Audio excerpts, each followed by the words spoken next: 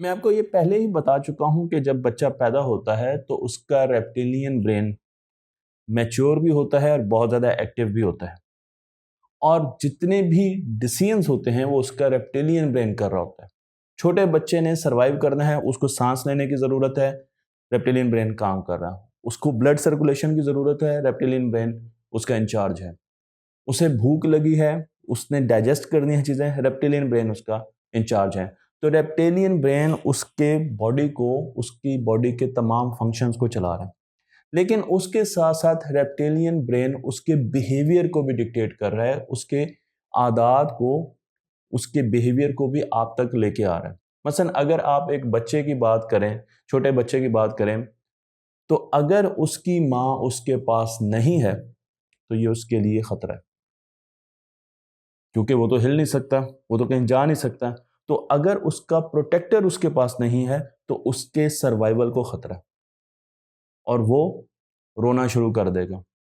अगर एक बच्चा भूखा है तो वो क्योंकि खुद जाकर फ्रिज से किसी भी किस्म की चीज़ लेके नहीं खा सकता, उसके सर्वाइवल को खतरा है, तो वो रोना शुरू कर देगा, वो आपको फाइट रिस्पॉन्स देना शुरू कर देगा।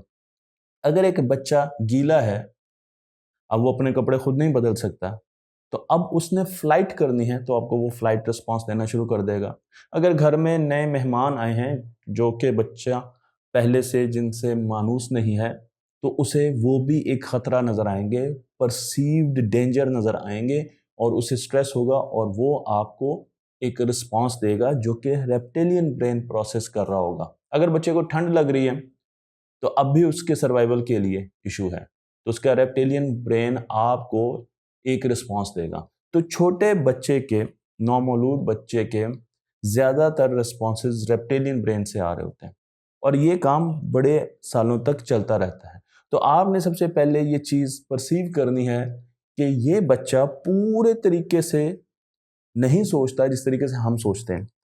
आपने ये बिल्कुल नहीं करना जो हम अमूमन सोचते हैं कि हम बच्चे के कद से अंदाज़ा लगा देते हैं कि इसकी उम्र क्या है। हालांकि उसकी उम्र कम होती है, उसका कद बढ़ चुका होता है, और हमारी तवक्कुआत भी उसके कद के साथ उससे बढ़ रही होती हैं। बहुत ज़्यादा खतरनाक बात है। इसी तरीके से जो दूसरा काम आपने नहीं करना वो ये नहीं सोचना कि ये बच्चा, इसका कद, जिस्म तो छोटा है लेकिन इसके ऊपर सर मेरा है, ये मेरी तरह सोचे, मेरी तरह थिंकिंग करें। इस बच्चे का दिमाग 24 साल तक पूरा नहीं होगा, 24 साल तक ये आपकी तरह नहीं सोच सकेगा, इसलिए उसके बिहेवियर आपसे डिफरेंट होंगे। तो अगर एक बच्चा भूखा है तो अब उसने फाइट रिस्पॉन्स देना है, वो रोएगा, चीखेगा, चलाएगा, वो फाइट रिस्पॉन्स दे रहा है, और आपने उस रिस्पॉन्स को समझना है। अगर एक बच्चा गीला है तो वो फ्लाइट रिस्पॉन्स देगा और अपने कपड़े से बाहर जाने की कोशिश करेगा, लेकिन अब उसके पास ऐसे वसाइल नहीं हैं, उसके पास इतनी मूवमेंट नहीं है कि वो अपने कपड़ों से बाहर जा सके, लेकिन वो आपको फ्लाइट रिस्पॉन्स देगा। और इसी तरीके से अगर बच्चा डर जाता है तो वो फ्रीज रिस्पॉन्स में भी चला जाता है। अगर एक बच्चा फ्रीज रिस्पॉन्स में गया हुआ है तो उसे हैंडल करने के लिए बेहतरीन तरीका यह है कि आप उसे अपने साथ लगाएं, आप उसे अपने होने का एहसास दिलाएं। उसकी हेल्पलेसनेस, यानी जब वो ये समझ रहा है कि वो बेयारो मददगार है, उसको आपने दूर करना है।